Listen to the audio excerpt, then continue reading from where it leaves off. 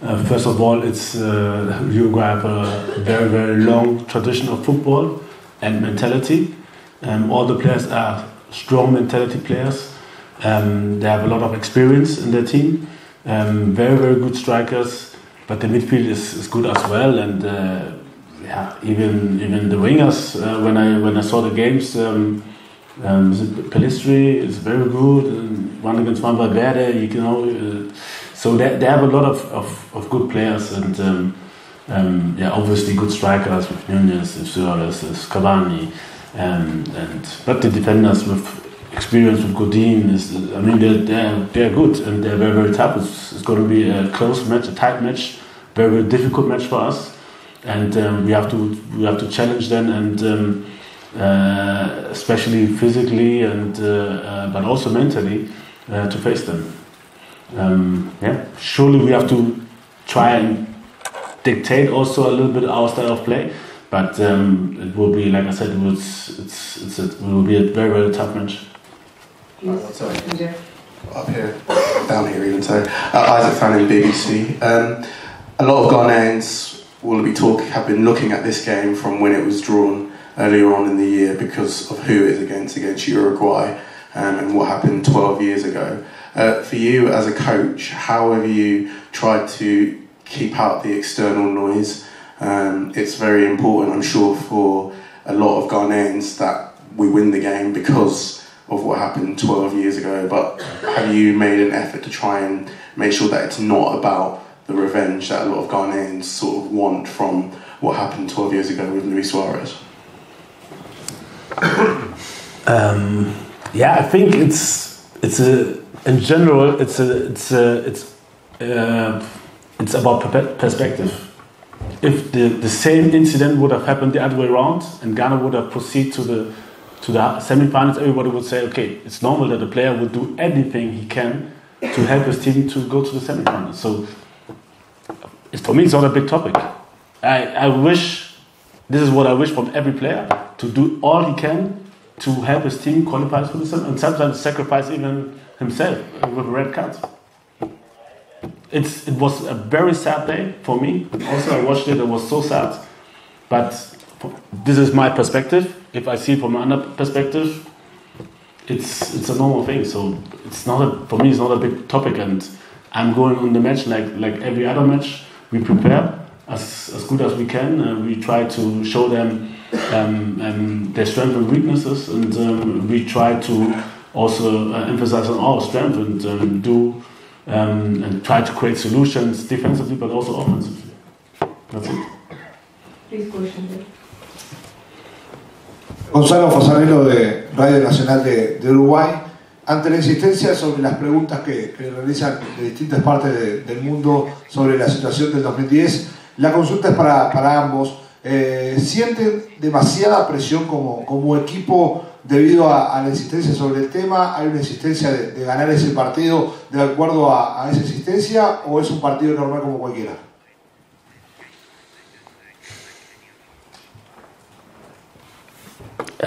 I think I just answered the question. For me, if the question is to me, for me it's not a normal game because the public is making it a different game. This is sure. And but for me it's a normal game. It's a normal game, and we want to qualify for the next stage, and we surely want to win. But if it wouldn't be Uruguay, no matter who it is, we want to win and want to have a good game. And for us, what happened in 2010 is very sad, but we can't change it, and we're looking forward, and we want to win this game, no matter how. Los dos? See? Well, I think he said everything. We have to stick to our plan. What happened some years ago will be always history that is in our mind. But this is a total different game. We have different players, different quality, and they have a lot of quality players with a lot of experience. We just have to work harder and try to, get what we want to get. Eduardo Rivas, por aquí, de Canal 4, Montevideo, Uruguay. Para Thomas Partey, si fuera posible. Ghana se mostró en estos partidos como un equipo que hace goles, 5, unos cuantos, recibió idéntica cantidad. Teniendo en cuenta la diferencia a vuestro favor en la tabla con relación a Uruguay, ¿en algún momento del partido Ghana puede especular con el resultado, capaz que no ser tan ofensivo como lo es normalmente? Gracias. Well, I think it's a game where we want to, show that we are capable of everything. We were the lowest rank in the tournament. Of course, we have to stick to that, and also try and work harder to show that we are able to, dominate games. And as I said, it's different game. We have to stick to our plan, the plan of the coach, and all the players need to understand what we want and try to achieve what we want to achieve. Okay, thank you, Mr. Otto. Grun Saifu from Addis Almas newspaper, Ethiopia. Your group is consisting of different kinds of playing from different continents, from Portugal, from Europe, South Korea, from Asia, and now Uruguay from South America. Does Ghana national team prove that Africa has its own kind of play during the last game? Thank you. Yeah, it's difficult to say. All the players most of the players play in Europe, so I think it's not about the country and the playing style. It's more about maybe the coach and the idea, and then surely it's also about the opponent, because you can have a plan whatsoever, but if the opponent is very, very strong and destroys the plan, it's difficult. So it's about the balance, but surely we want to bring out the strength of our players, and but in the course of a game things can change. And if you see the last game, we were 2-0 up, and then all of a sudden things change. So it's also a mind game, and we hopefully took our lessons from the last game. We have a lot of players which are unexperienced. Some just had their debuts in the last 2 matches, and so it's not that easy. But we are getting more and more experience, and for us it's about getting better every day, and learn every day, and learn from every match, and take the right solution out of every wrong thing. Even though we won, take the right solution of the last games. Es para Otto Addo, José Carlos Álvarez de Ron, Canal 12 de Montevideo, de Uruguay. Hemos hablado y hemos sentido los uruguayos esa necesidad de vivir un poco el mundial o de disfrutarlo. Hemos visto su selección y a su gente en el amistoso en Abu Dhabi ante Suiza, cuando ganan y los que están ganeses se van cantando y felices. Los hemos visto acá cuando caen ante Portugal, pierden y se van cantando y felices. Hay una diferencia de idiosincrasia muy grande. A propósito del fútbol, ¿cuánto puede esto valer en el partido, la forma de entenderlo, el juego, y cuánto también para usted el hecho de que tenga 2 resultados de 3 como posibilidad, si le favorece o lo presiona?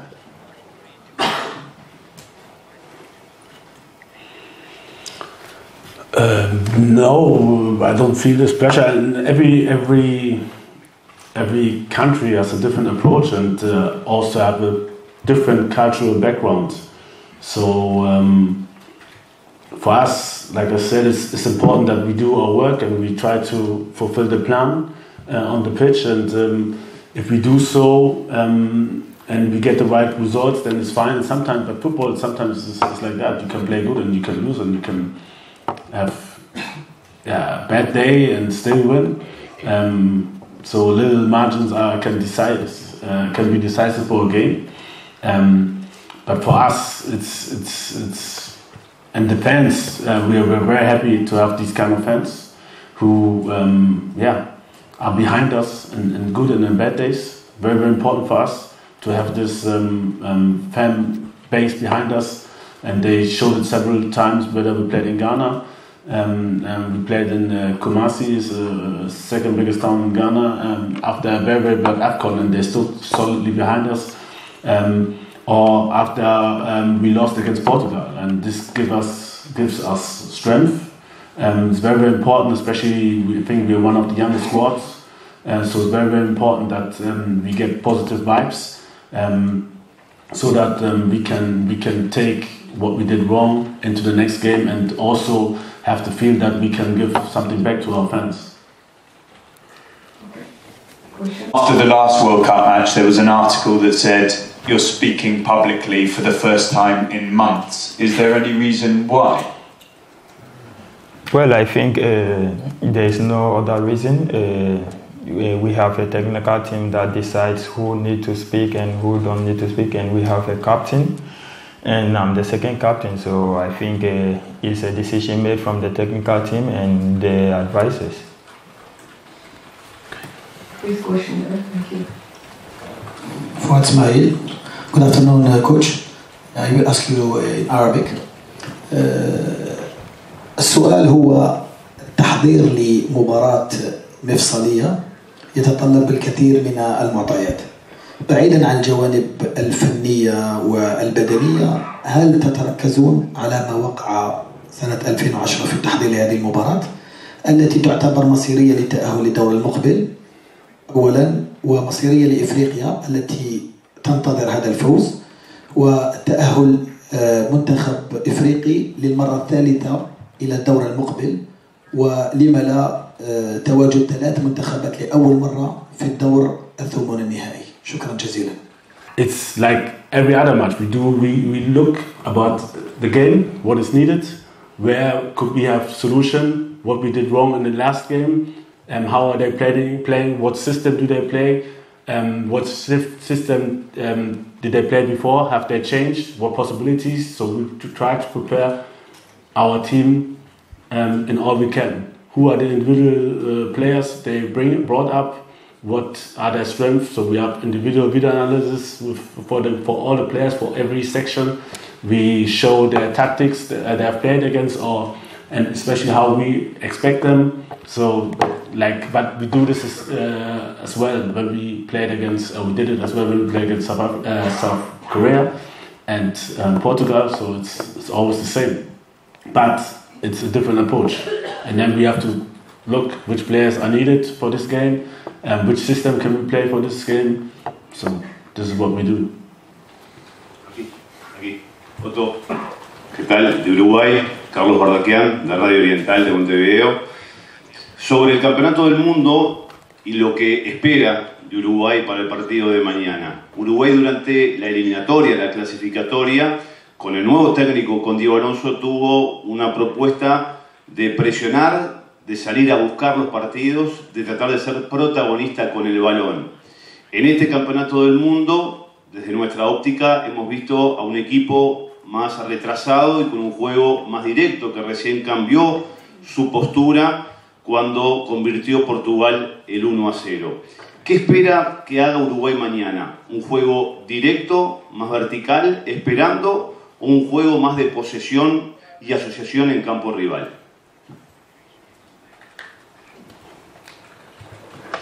Very good question. I think they have to win, so I don't think they have a choice in playing maybe more defensively. This is how we expect them, but we prepare for everything. We expect them to press high, to try to force and dictate the game, and they know that a draw is not good enough for them. So surely there's no other option for them than to attack, and I think we will have, and that is also a chance for us, because there will be gaps in their defense, and we'll see. We have to be solidly strong, but also surely have to use the gaps which they will automatically leave and try to score. And like I said, I think it's going to be a tight match, very, very tough for us, just like every match for us at the World Cup. So anything can happen, but I'm very, very confident that if the players are at the same level like the last 2 games, that we can win. Question here first. Okay, thank you. Yes. Hervé Bonneau from L'Équipe. French newspaper.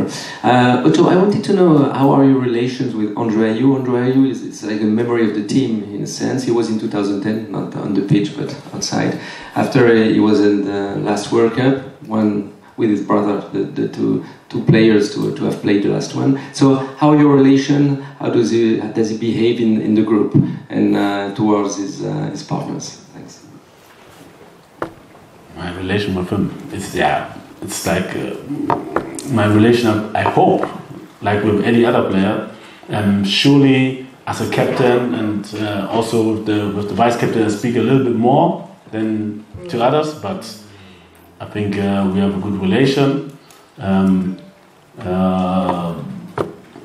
Nothing much to say. It's not like a relation which I have with, I don't know, my best friend. But I mean, it's a good relation. We respect each other. He respects me. I respect him, and he has done a lot for the country. He's our record national player with the most caps.